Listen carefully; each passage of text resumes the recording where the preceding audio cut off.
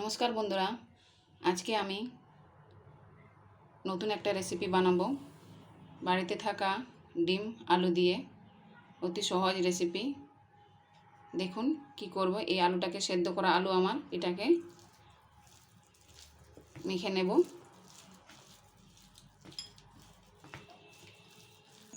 তারপরে এই তিনটা ডিম এটার মধ্যে দিয়ে দেবো।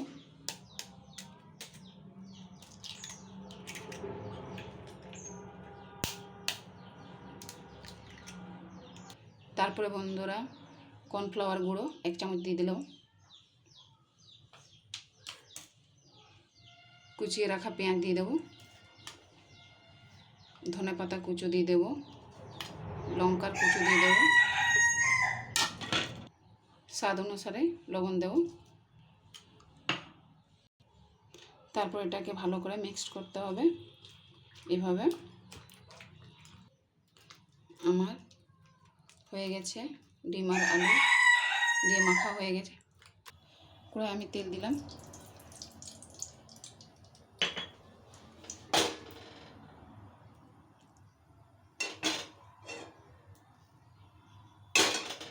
এরপরে ডিম আলু সেদ্ধ আলু দিয়ে যেটা মাখিয়ে রেখেছি এটাকে দিতে হবে।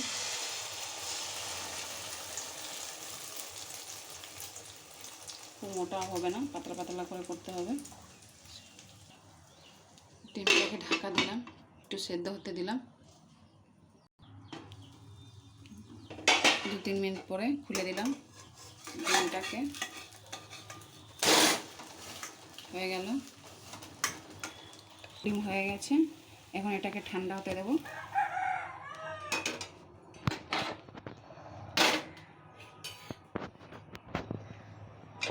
এরপর কড়াইয়ে তেল দেব।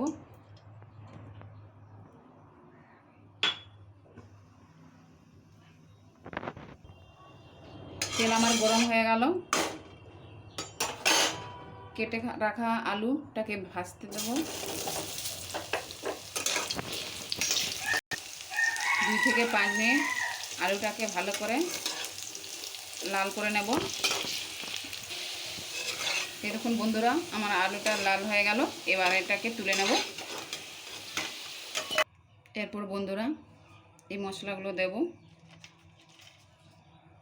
তেজপাতা দিলাম,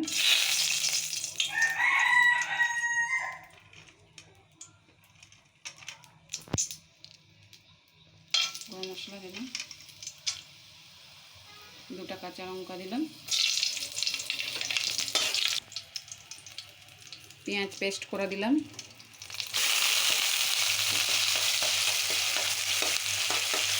লাল লাল করে নেব। তারপরে 1 চামচ আদা রসুন পেস্ট দিলাম। এটা একটু ভেজে নেব, গন্ধটা কাটিয়ে নেব ভেজে। পেস্ট করা টমেটো গুঁড়ো দিলাম।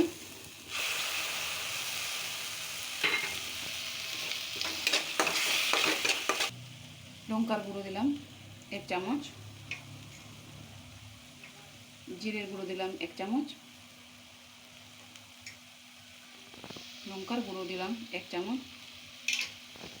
সবগুলো নিয়ে একসাথে ভাজবো। এগুলো কষিয়ে নেব ভালো করে।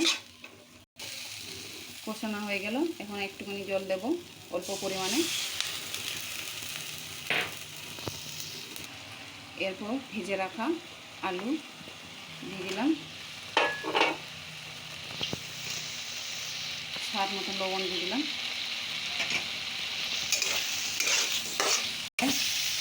আমার আলু মশলা ভালো করে কষানো হয়ে গেল। এরপরে আমি জল দিয়ে দেব। জল দিয়ে এটাকে ভালো করে ফুটিয়ে নেব।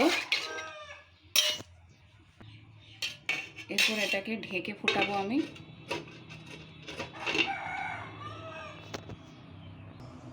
এটা আমার ঠান্ডা হয়ে গেল।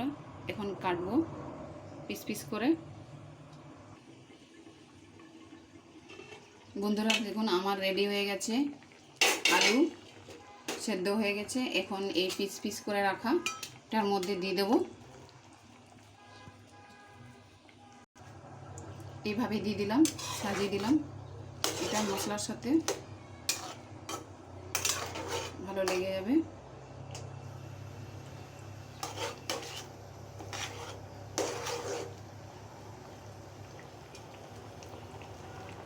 নামানোর আগে একটু গরম মশলা দিয়ে নিতে হবে। দেখুন হয়ে গেল আমার রেডি। এটাকে আমি নামাবো। আমার রেসিপি রেডি। আমার রেসিপিটা কেমন লাগলো কমেন্ট করে জানাবেন। যদি ভালো লাগে বন্ধুদের মধ্যে শেয়ার করবেন, লাইক এবং সাবস্ক্রাইব করবেন, আর পাশে থাকা বেল আইকনটি অন করে রাখবেন। সবাই সুস্থ ও ভালো থাকবেন। আমার সাথে এতক্ষণ থাকার জন্য অসংখ্য ধন্যবাদ।